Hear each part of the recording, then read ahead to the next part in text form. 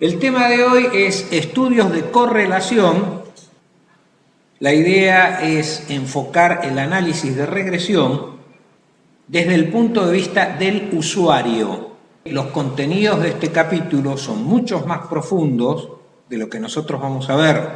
Lo que vamos a ver es cómo encara un usuario del análisis de regresión los problemas que tienen que ver con la correlación entre variables. Comenzamos por recordar el concepto de variable. Una variable es una propiedad que no mide lo mismo en cada uno de los individuos que componen la población.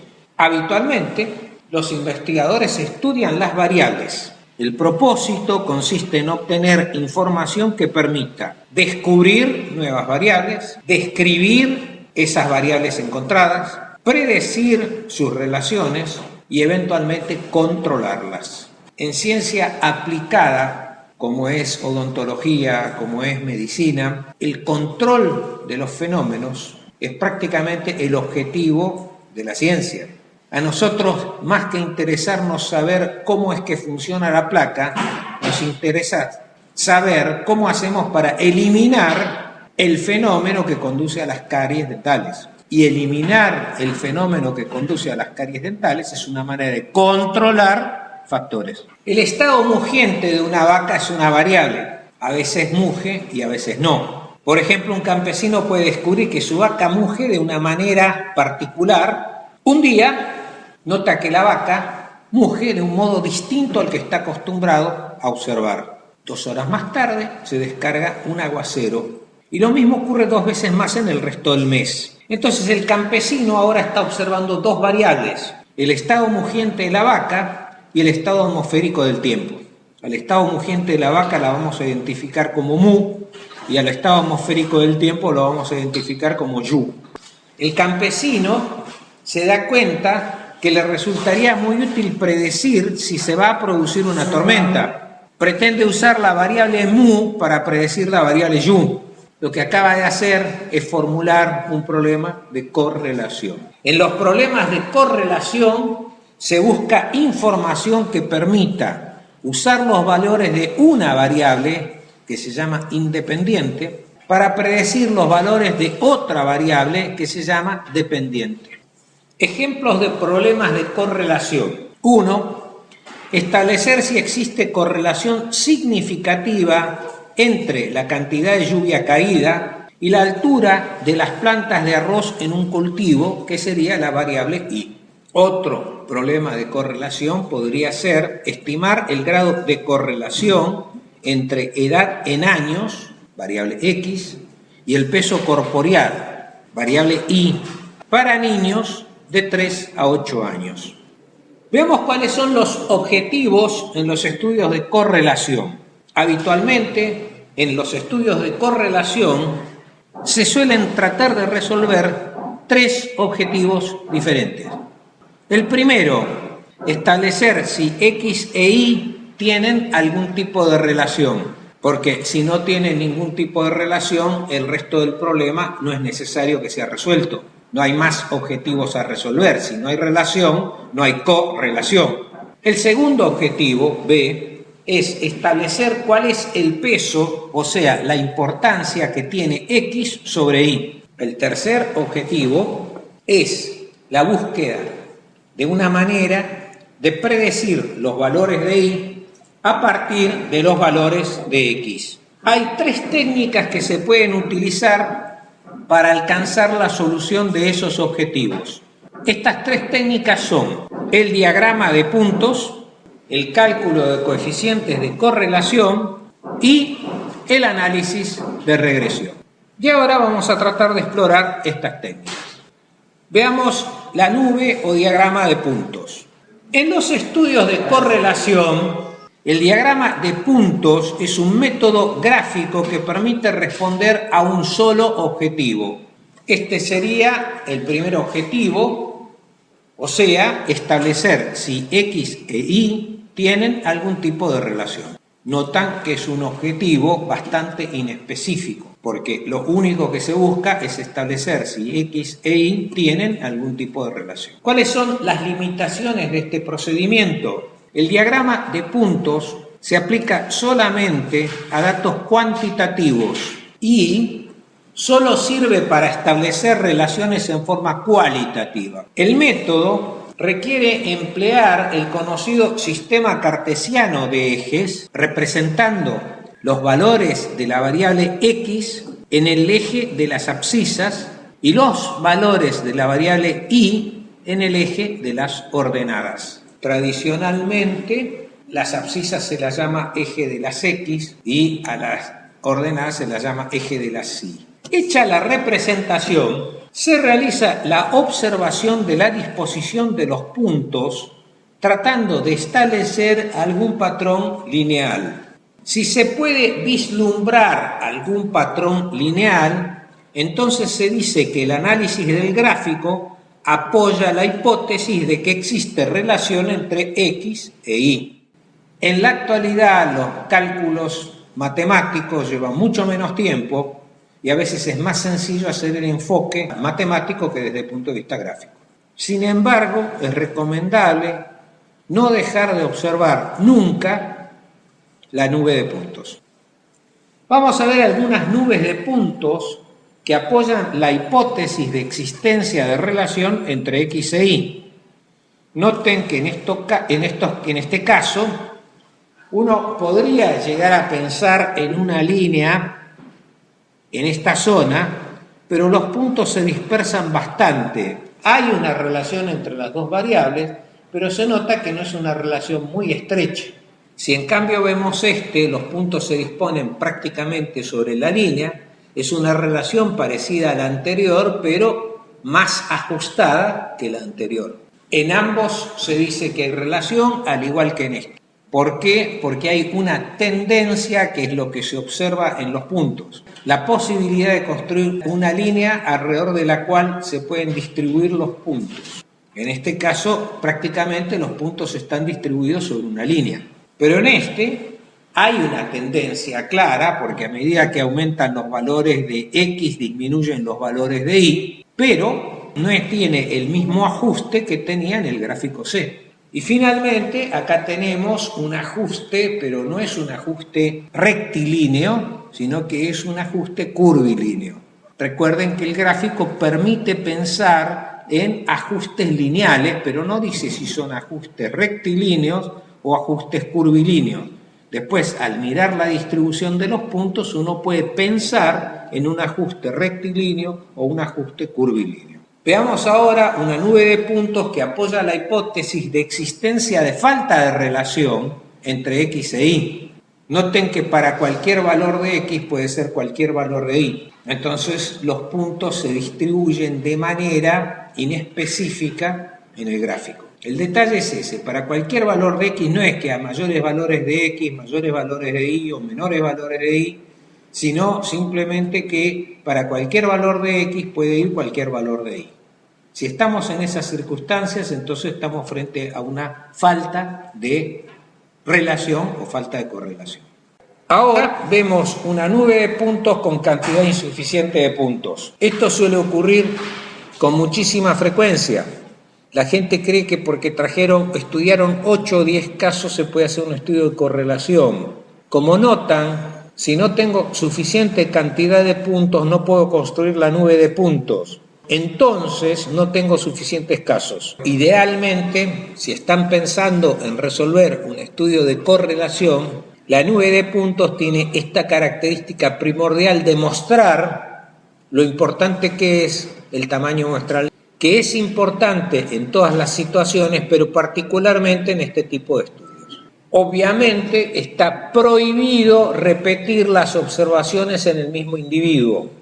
Si yo hago un estudio de correlación y en cambio de medir 30 individuos, agarro a Bobby y le mido la correlación entre la longitud del cuerpo y la longitud de la cola y anoto a Bobby 30 veces, voy a tener 30 puntos, la correlación va a ser perfecta y el error que habré cometido es un error que no debería haber cometido porque está prohibido usar mediciones repetidas en estas circunstancias.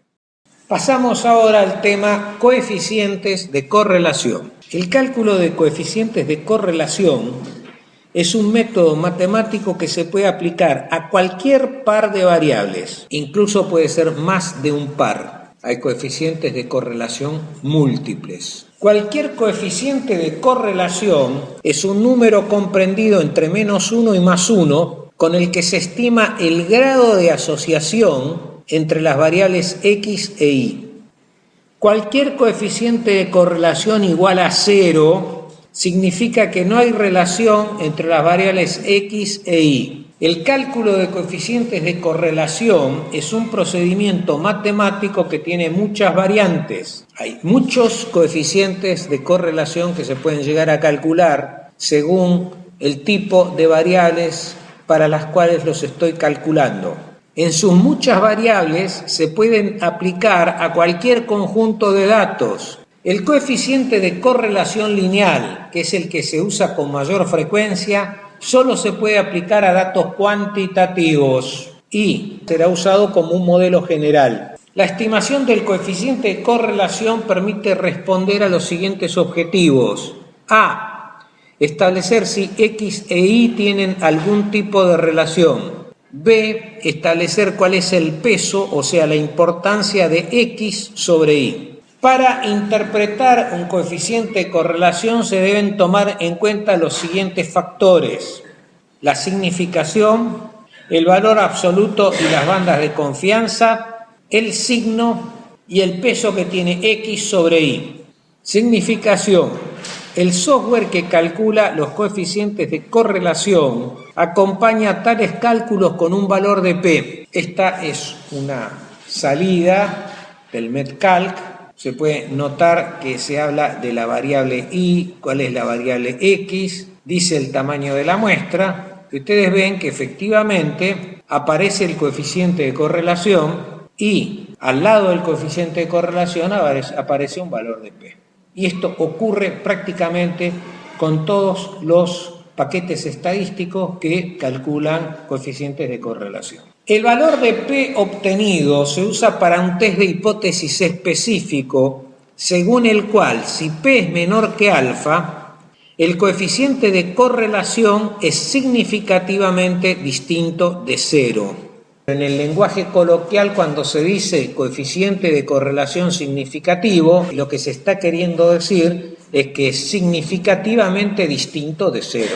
En la expresión P menor que alfa, habitualmente alfa es igual a 0,05, a menos que el investigador haya decidido otro valor.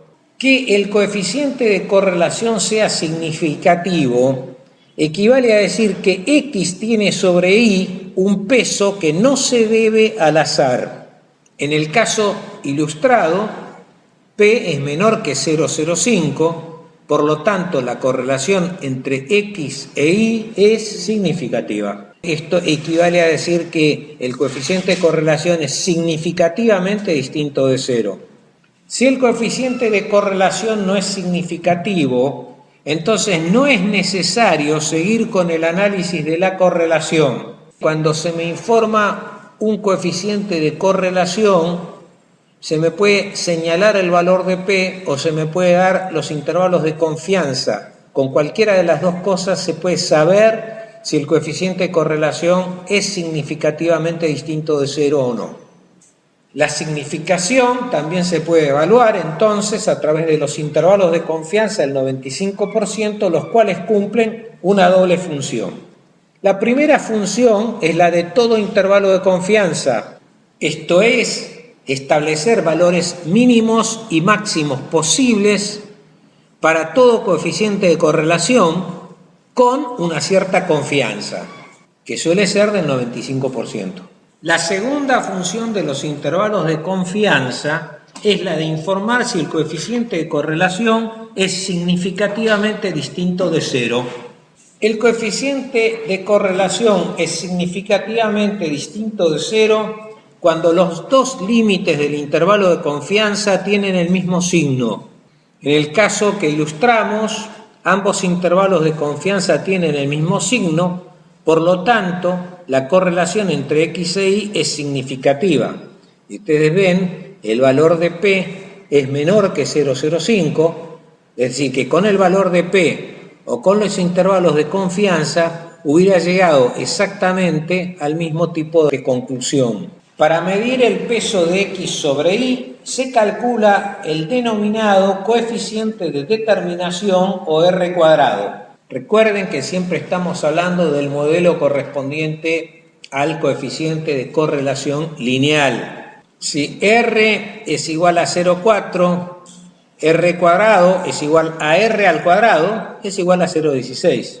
Y esto se interpreta como que el 16% de la variable Y es explicado por la variable X. Ustedes notaron que con respecto al coeficiente de correlación hay dos conceptos que son independientes: la significación y el peso.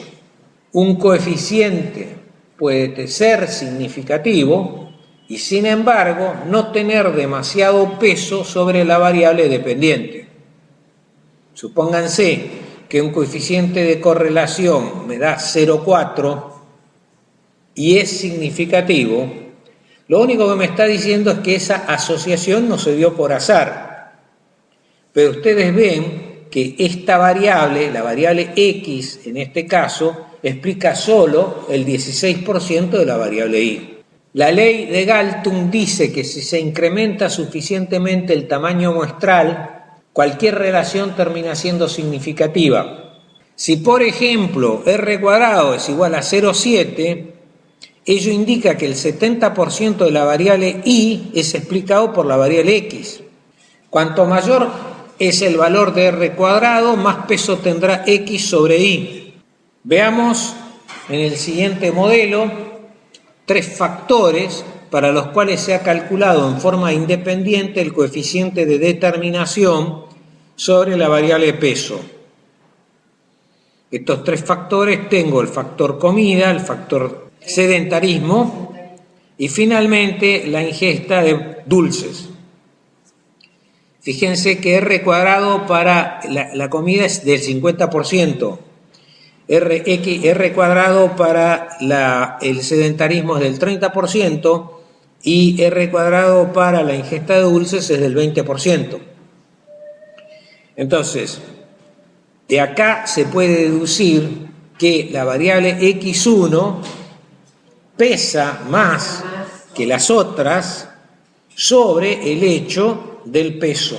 Es decir, porque aportaría el 50%. Estos valores, les aclaro, son valores inventados. Las cifras son inventadas. Esto no es real. Es ficticio todo esto.